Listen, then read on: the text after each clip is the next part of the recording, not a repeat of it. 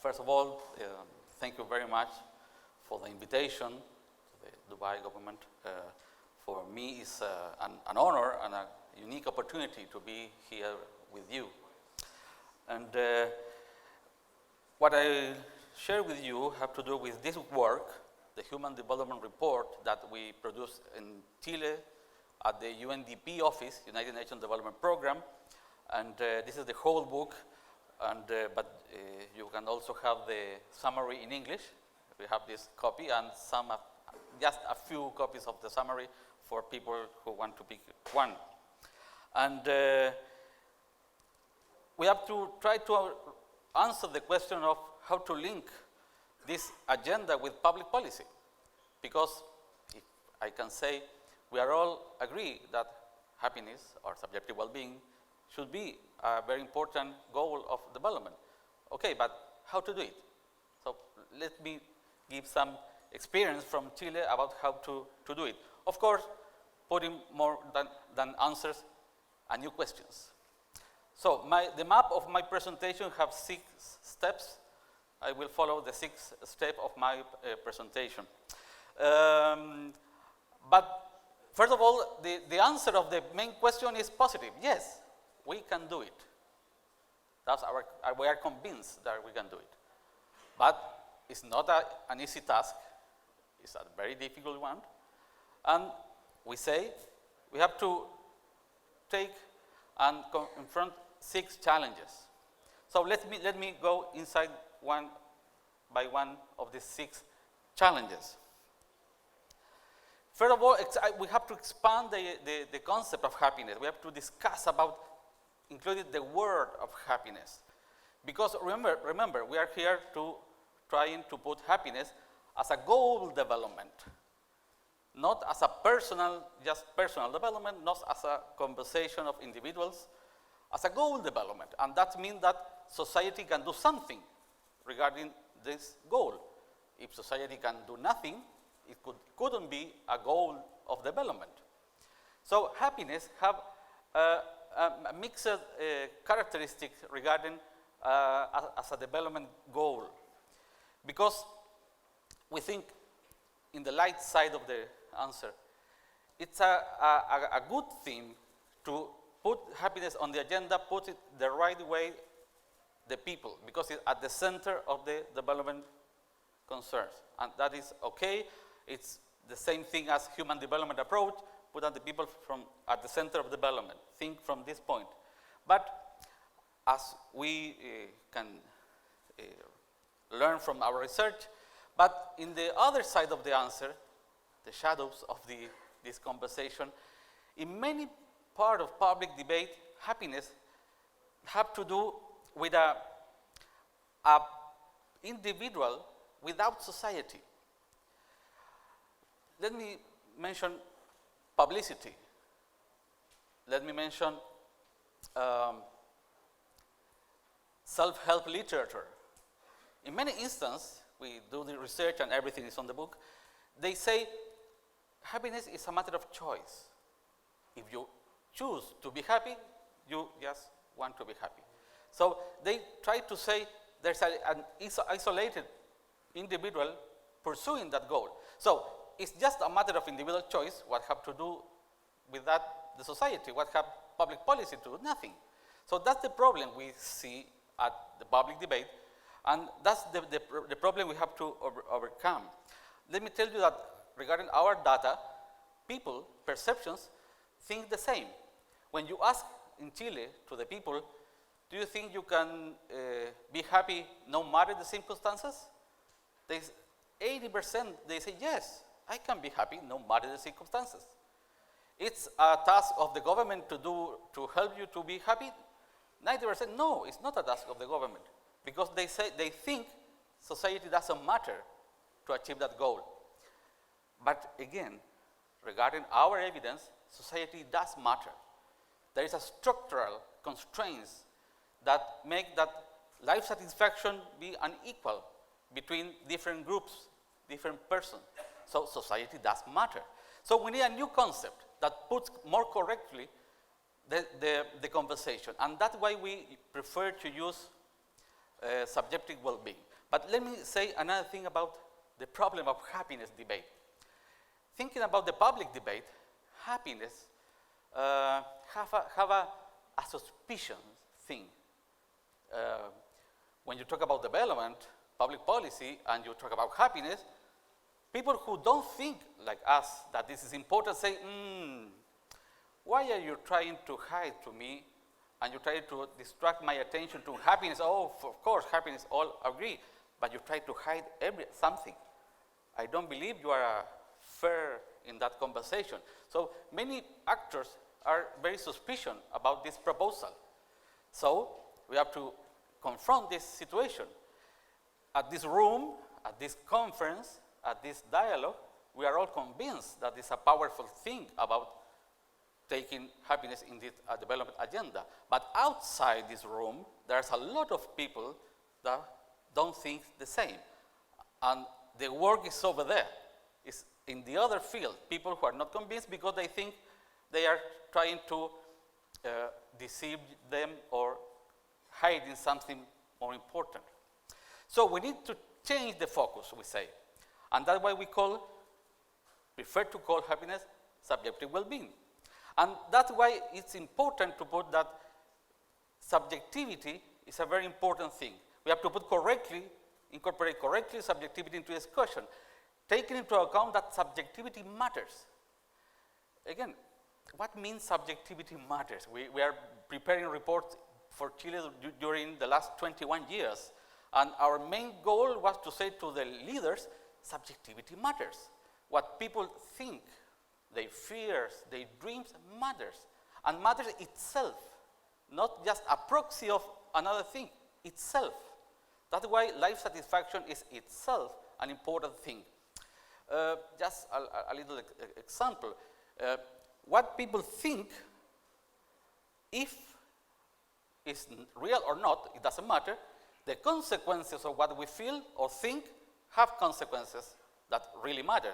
The typical example in social sciences, if all the people in a room think there is a fire outside, all the people will run through the door, and despite there's no fire, somebody could be hurt because of people when running. So you need to take into account that subjectivity matters. So if you don't take into account that, you have to live with the consequences. That's why, because populism debate nowadays maybe is related with not having to account subjectivity on time. So, how to put it? Adopting a comprehensive definition of subjective well-being. Subjective well-being, we say, is the evaluation, ¿no es cierto?, that people make of themselves, but this is another movement, but also the assessment that they make of the society in which they live. We think in order to put rightly this conversation into the development agenda, we have to broaden the definition of subjective well-being, because there are two levels, two arenas, individual and social. Individual subjective well-being and subjective well-being regarding society.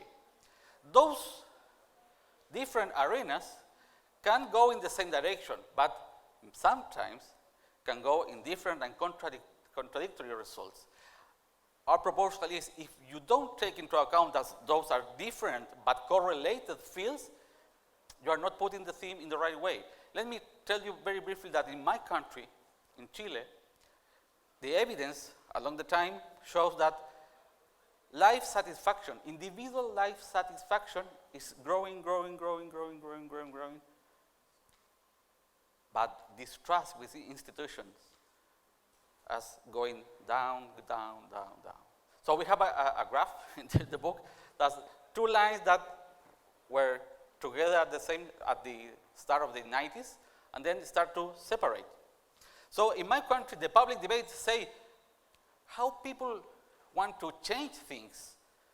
Let me tell you, we are discussing now about to change our constitution. Why we want to change the constitutions if life satisfaction is growing? When we're doing fine, everything is okay. Why? The dissatisfaction with society they don't understand. They don't understand because they assume that those two lines should go together. And that's not the case. It's an empirical situation. So if, for instance, in Chile, you don't see that subjective well-being with society is a different but correlated thing with individual subjective well-being, you don't understand what is going on in Chile. So you think, and it is very interesting, when we disseminate our report, we show those graphs, life satisfaction growing, distrust with society, other way, and we used to call that public actors have something we call selective deaf, because they hear what they want to hear. Someone say everything is okay because life satisfaction is growing, and they don't see the other line. Others, in the other side of the conversation, saying everything is wrong because all the confidence and trust in institutions is going down. But they don't see that people were very satisfied with their own lives. So we have to see the whole picture to understand. That's a point.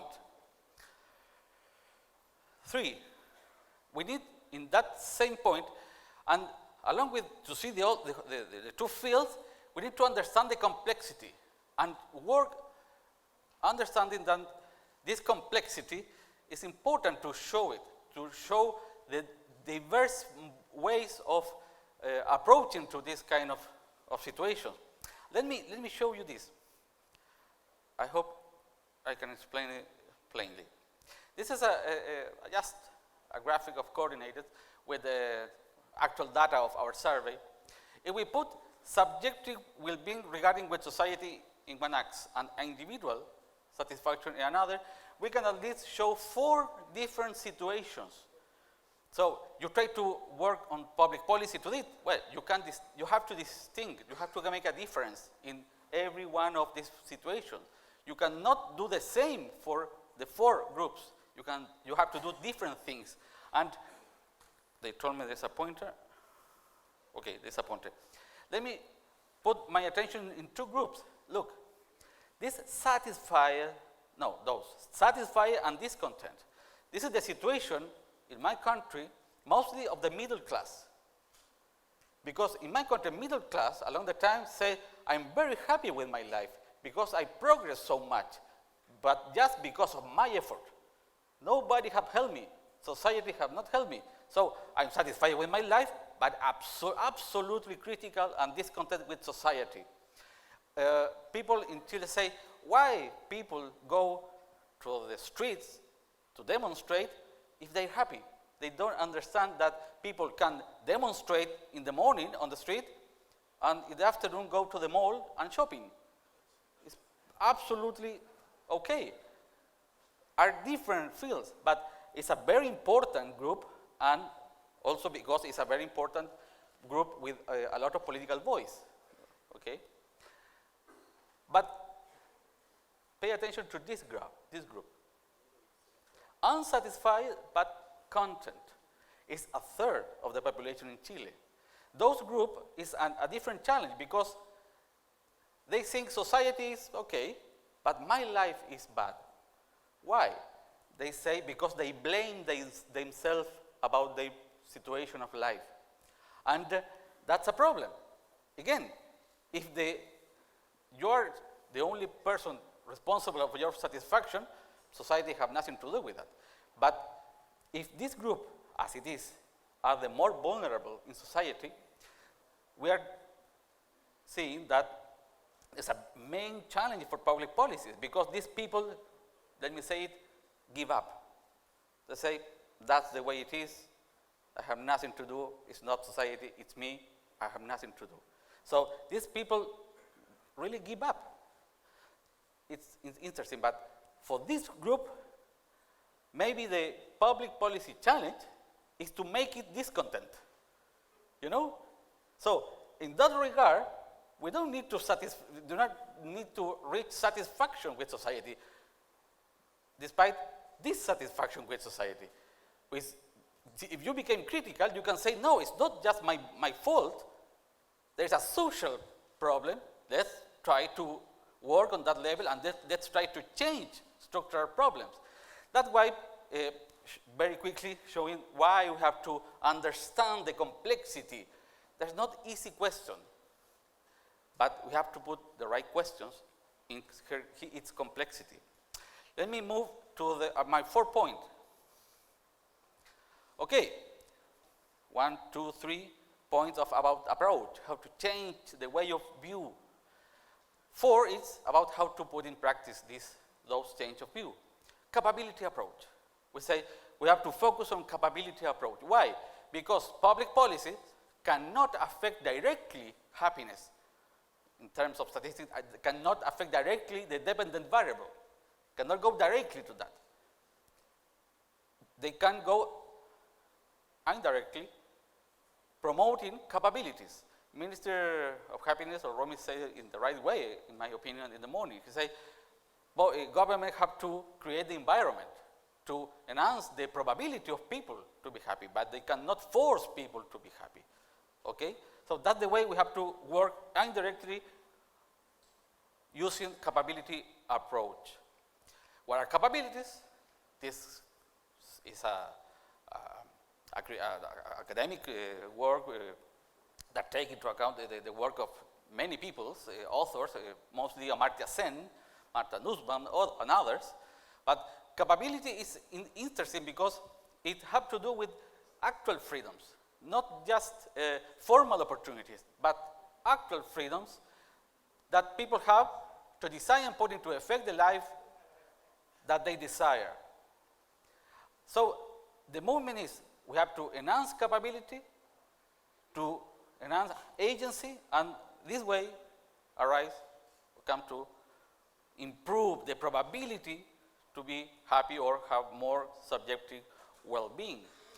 But okay, we have to enhance capabilities, but which ones?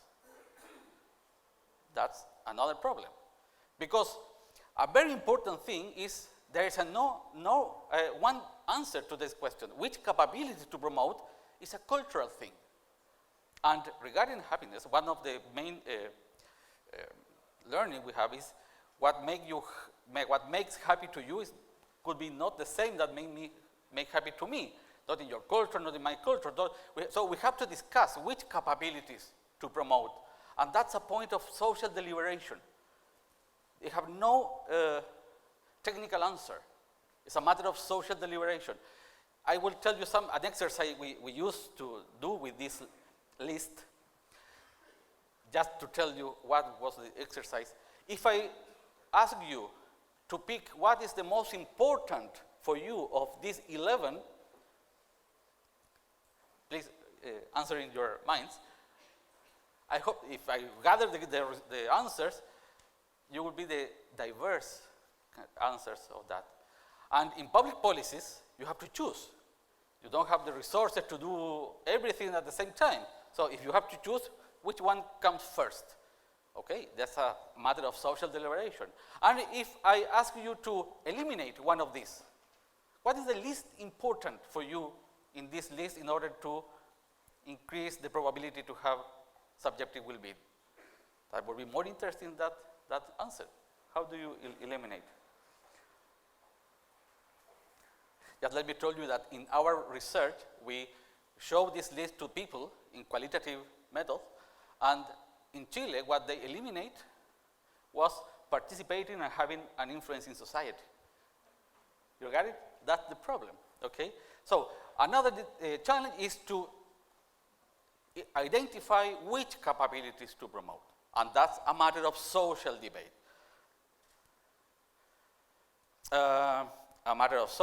But also you can do and offer some evidence. So what we did in our work, but I will go more quickly in that part, was to measure those 11 capabilities, put it in a statistical model, and tell what, regarding the data, is more relevant, statistical, significant, for Chilean people in order to increase life satisfaction. On those two levels I told you before, individual and regard with society. So regarding increasing life satisfaction at individual level, those are the arenas. First of all, the most big one, material dimension. This one, a material dimension health and basic needs, statistically. So what this is important, because as speaker said previously, sorry, but money does matter. The traditional agenda of development does matter in order to have life satisfaction. But also matter relational things, significant ties, respect, and also one's life meaning and having a life plan and having the opportunity to do it. So from a list from 11, we can prioritize 3 levels and 3 kinds of capabilities. Our proposal for public policy is, get and concentrate on this evidence on these 3 levels. But regarding with subjective well-being with society, key capabilities are those. Some dimension regarded with human security. Human security from a human development perspective is related with protection in case of unemployment, crime, diseases, disasters, pensions. And another very important dimension regarding to acknowledgement. Again, a relational dimension with respect and dignity as a very, very important issues. For Chilean case, it's very important because regarding inequality discussion, we realize that what people most reject, what people think is more painful because of the inequality is not inequality in income, it's inequalities and dignities and respect. So this set a new kind of agenda of working by public policies. Okay, let me go to my 5 step of the presentation, innovating. Innovating is a key word on those conversations because all the authors are agreed that there's a conversation that is starting regarding that. We have 10 years more than a lot of evidence, but we are still in the very starting point. So innovate is a very important thing, and they have to innovate in different things. Innovate in measurement, for instance. I just want to say one thing in this point.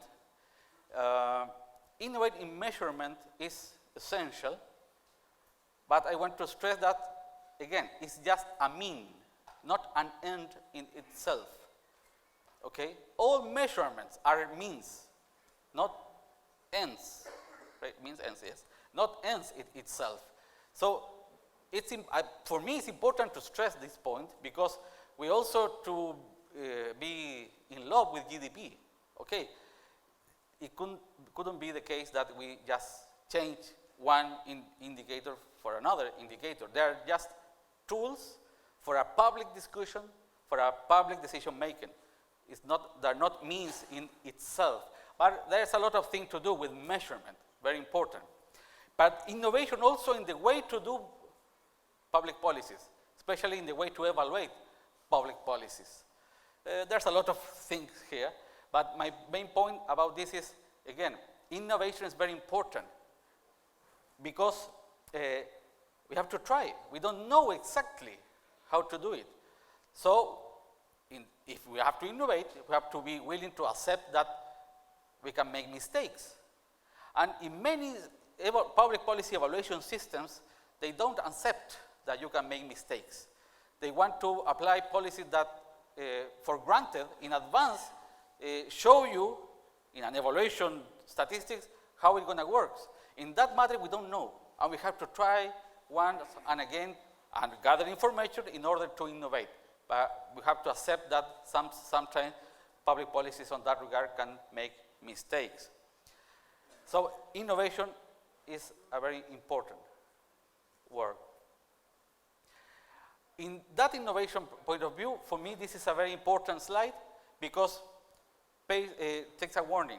When you want to increase capabilities, you have to take into account all the elements involved on an effective capability building process. In other words, create opportunities is not enough.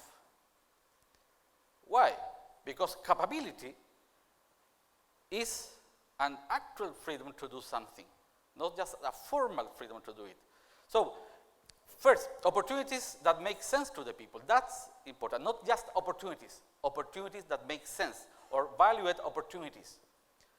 Previously, the Bhutan experience told us that a free trade agreement, a commercial agreement of the world was rejected for the Commission.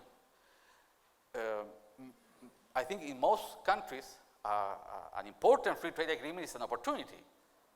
Opportunity for whom? That's a question. That's why it's important that when you create public policy, don't assume that you are offered a valued opportunity for people. In my country, for instance,